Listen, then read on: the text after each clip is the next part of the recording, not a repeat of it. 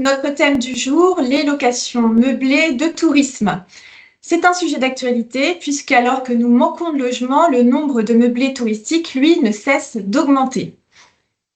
Les enjeux sont importants et divergents. D'un côté, il faut développer le tourisme, par exemple en élargissant la saison touristique et l'utilisation des résidences secondaires, notamment pour redynamiser les campagnes. Également, encourager les compléments de revenus, puisqu'ils permettent un gain de pouvoir d'achat et donc une amélioration des conditions de vie. Et plus généralement, ne pas porter atteinte aux droits de propriété. De l'autre côté, il faut favoriser le logement et enrayer les pénuries, notamment pour les étudiants ou encore les travailleurs saisonniers. Freiner les tensions immobilières, qu'il s'agisse de l'augmentation des loyers ou des prix de l'immobilier. Maintenir les commerces traditionnels qui peuvent, dans certaines zones, être supplantés par des boutiques de souvenirs, par exemple. Préserver l'activité des professionnels de l'hébergement touristique, qui ne doit pas être trop concurrencée.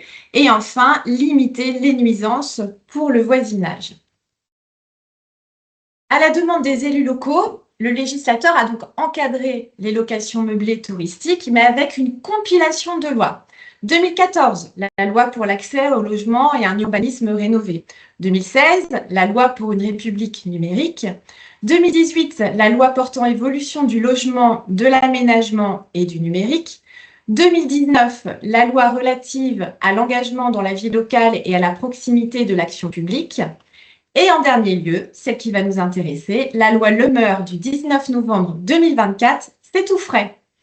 Si je vous renvoie au code, c'est pas beaucoup plus clair puisque nous avons le code du tourisme qui renvoie au code de l'urbanisme, lequel renvoie au code général des impôts qui renvoie lui-même à des décrets en Conseil d'État, sans oublier le code de la construction et de l'habitation. Je vous assure qu'il y a où en perdre son latin. Je vous ai donc simplifié le chemin et préparé une feuille de route que nous allons suivre aujourd'hui.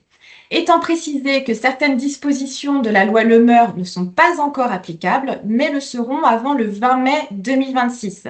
Le temps passe vite, on peut dire que c'est un futur imminent. Je vous y conduis, c'est parti. Mais d'abord, de quoi parlons-nous? Les meublés de tourisme sont définis par le Code du tourisme. Ce sont des villas, appartements ou studios meublés, à l'usage exclusif du locataire, offerts à la location à une clientèle de passage qui n'y élit pas domicile et qui effectue un séjour caractérisé par une location à la journée, à la semaine ou au mois. Ne sont donc pas concernées les chambres privées chez l'habitant, elles ne sont pas à la disposition exclusive du locataire. Les chambres d'hôtes, qui offrent en plus un service para-hôtelier du type accueil, petit déjeuner. Les locations d'habitation, puisque ce sont des logements. Les questions qui nous viennent à l'esprit, ce qu'il est possible de faire ou pas, comment le faire et quelles en sont les incidences financières. D'abord, ai-je le droit de louer mon logement ou mon local? La réponse est « ça dépend ». Il faut se poser plusieurs questions. La première, suis-je propriétaire ou locataire? Si je suis propriétaire, il n'y a pas de difficulté particulière, puisque cette qualité me donne le droit d'administrer mon bien comme je l'entends, je peux donc le mettre en location. Étant précisé qu'en indivision, ce type de location requiert la majorité des 2/3 des indivisaires. Si je suis locataire, je dois vérifier que mon bail m'autorise à sous-louer mon logement. Deux cas sont possibles selon mon type de location. Dans le parc privé, je dois demander à mon bailleur l'autorisation écrite de sous-louer mon logement. L'autorisation porte sur le principe de la sous-location, mais également sur son montant qui ne doit pas dépasser le loyer principal. En revanche, si je loue un logement social, la sous-location est strictement interdite. Si je ne respecte pas cette autorisation préalable du bailleur pour un logement privé ou l'interdiction de sous-location pour un logement social, je risque la résiliation de mon bail et l'expulsion de mon logement. Je risque également d'avoir à restituer la totalité des sommes que j'ai perçues. Deuxième question, mon bien est-il dans un bâtiment individuel ou se situe-t-il dans un immeuble collectif? Parce que si le logement alloué se situe dans une copropriété, il est indispensable de consulter le règlement de copropriété pour vérifier si la location en meublé de tourisme est ou non autorisée. Le règlement de copropriété est un document épais, donc on va regarder la clause de destination de l'immeuble. Avec cette difficulté que la plupart des règlements de copropriété sont anciens et avec des termes variés. occupation exclusivement bourgeoise, profession libérale admise, commerce interdit, etc. Il faut donc se livrer à une appréciation au cas par cas. Et même si on a la chance d'avoir un libellé plutôt clair, il faut également savoir comment on apprécie la nature de l'activité.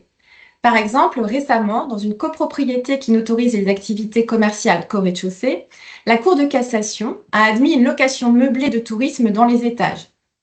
Cette décision est a priori étonnante puisque la location meublée est fiscalement considérée comme une activité commerciale. Mais pour qualifier l'activité, la Cour de cassation ne se base pas sur le régime fiscal applicable, mais sur les prestations fournies par le loueur.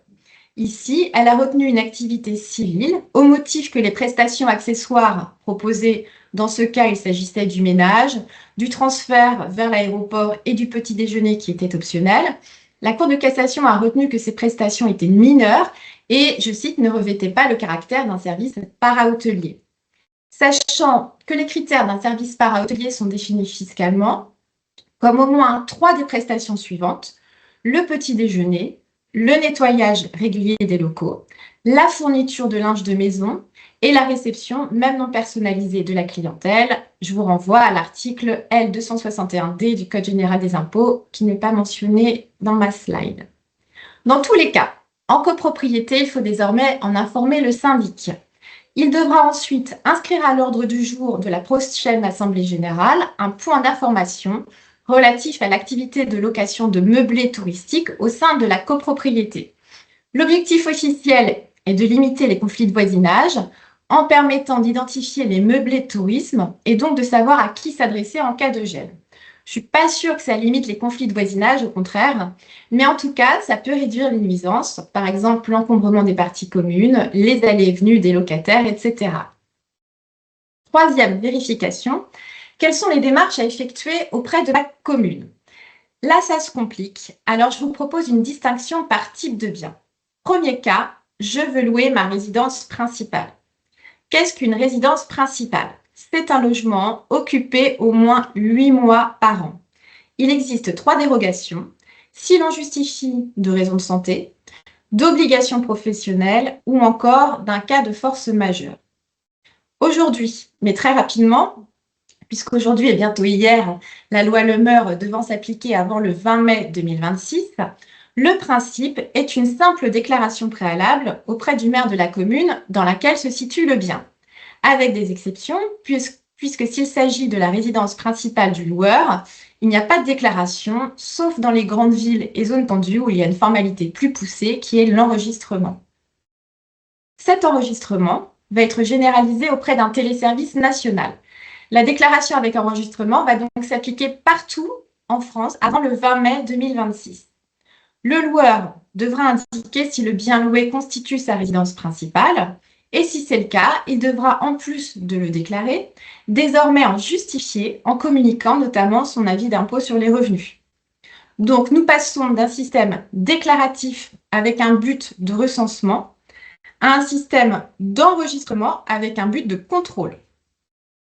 L'objectif est de permettre à la commune de vérifier le respect du plafond du nombre de jours de location autorisés pour les résidences principales et de lutter contre la fraude de loueurs qui déclarent louer en résidence principale des résidences en réalité secondaires.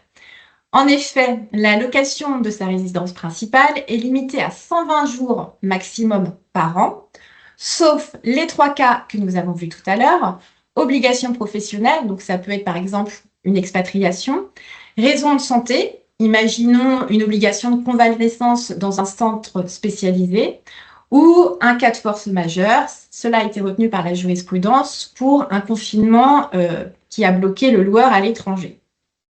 Pourquoi 120 jours? 120 jours, c'est 4 mois. On a vu, une résidence principale est un logement occupé au moins 8 mois par an. Donc, si je loue davantage que les 4 mois restants, ce n'est plus une résidence principale. Avec la loi Le Meur de 2024, ce plafond peut désormais être baissé à 90 jours par an si la commune le décide. C'est le cas à Paris. La déclaration faite pour l'enregistrement doit être mise à jour en cas de changement de situation et elle doit être renouvelée à l'issue d'un délai qui va être fixé par décret avant le 20 mai 2026. En pratique, on vous délivre un numéro d'enregistrement qui doit obligatoirement figurer sur les annonces de location un numéro par logement. Les sanctions. Concernant l'enregistrement, la commune aura d'ici le 20 mai 2026 le pouvoir de prononcer directement des amendes administratives allant jusqu'à 10 000 € en cas de défaut de déclaration et 20 000 € en cas de fausse déclaration ou d'utilisation d'un faux numéro d'enregistrement. Concernant le plafond de jours de mise en location, son dépassement est sanctionné par une amende civile. Contrairement à la demande administrative, elle ne peut pas être prononcée directement par la commune, elle doit l'être par le tribunal qui doit être saisi à cet effet. Cette amende est de 15 000 € maximum. Deuxième cas, le bien que je souhaite mettre en location n'est pas ma résidence principale. Ce peut être ma résidence secondaire, un local commercial ou encore ma résidence principale si je veux la louer plus de 120 voire 90 jours par an selon la réglementation de ma commune. La location meublée de ce type de locaux constitue ce qu'on appelle un changement d'usage. Le changement d'usage peut être soumis à autorisation. Cette obligation de se faire autoriser un changement d'usage existe déjà aujourd'hui dans les communes de plus de 200 000 habitants, en petite couronne et dans certaines zones tendues qui ont décidé de l'exiger. D'ici le 20 mai 2026, elle va être étendue à toutes les communes qui pourront choisir de l'imposer sur délibération motivée du conseil municipal. Dans ce cas, en plus de l'enregistrement que nous avons vu pour les résidences principales, je dois faire une demande de changement d'usage. L'autorisation peut être donnée à titre temporaire, selon des critères portant sur la durée du contrat, les caractéristiques du local, sa localisation.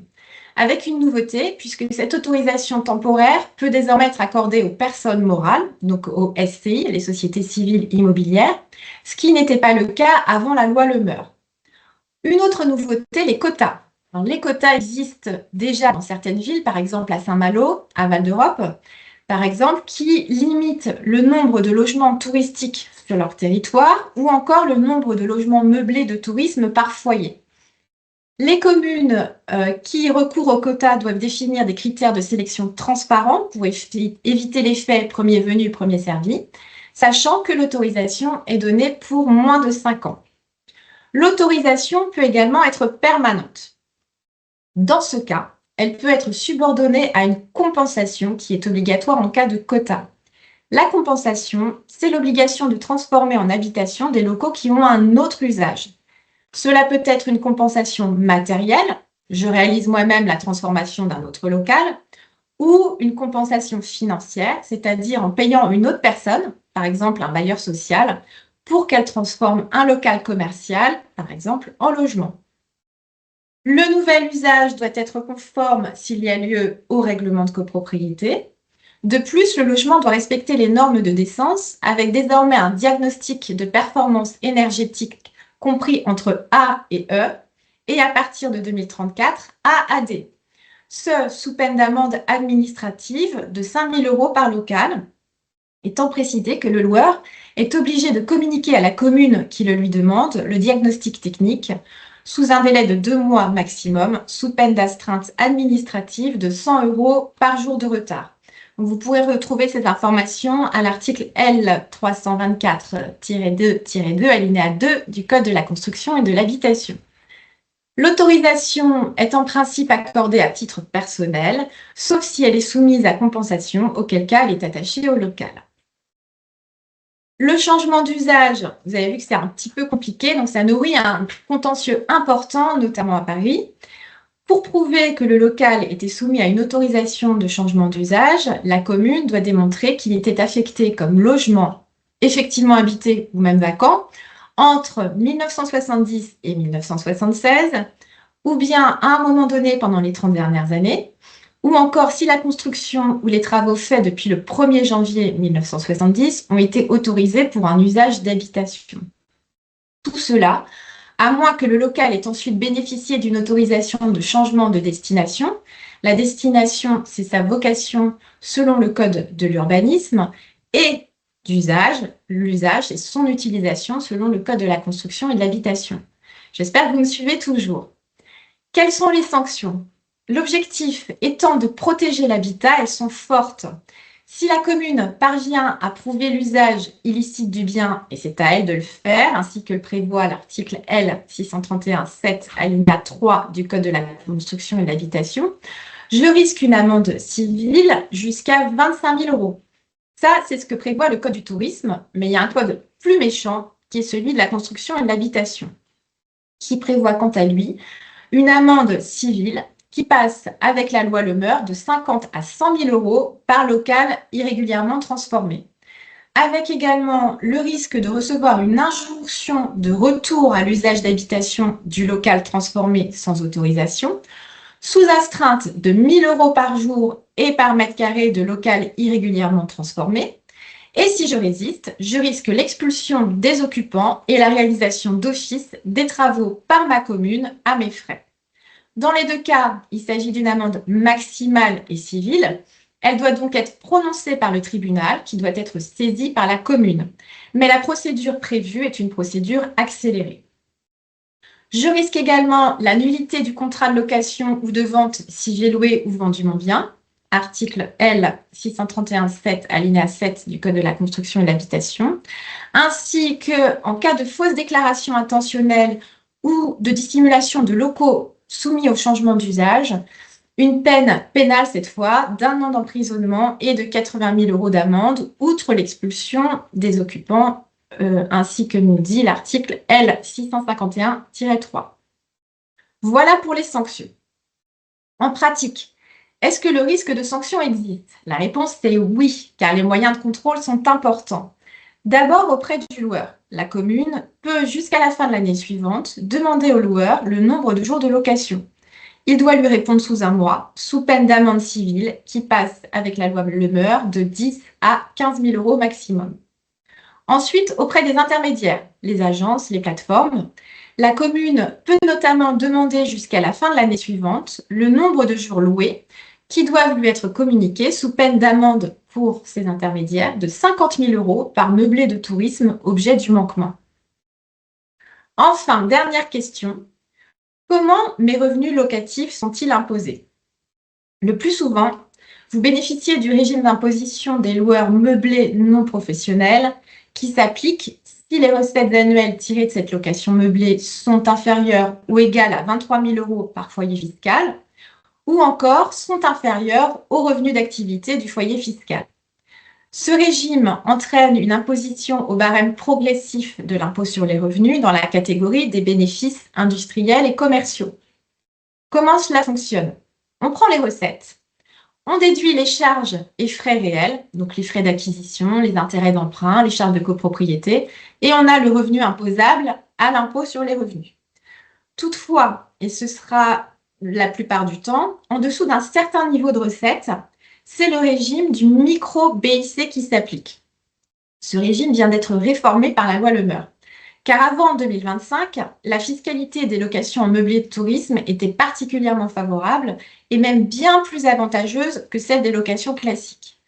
Désormais, pour les locations meublées basiques, le régime du micro-BIC, bénéfices industriels et commerciaux, s'applique au-dessous de 15 000 euros de recettes par an contre 77 700 euros auparavant et permet un abattement forfaitaire, donc à la place des charges réelles, de 30% contre 50% avant 2025.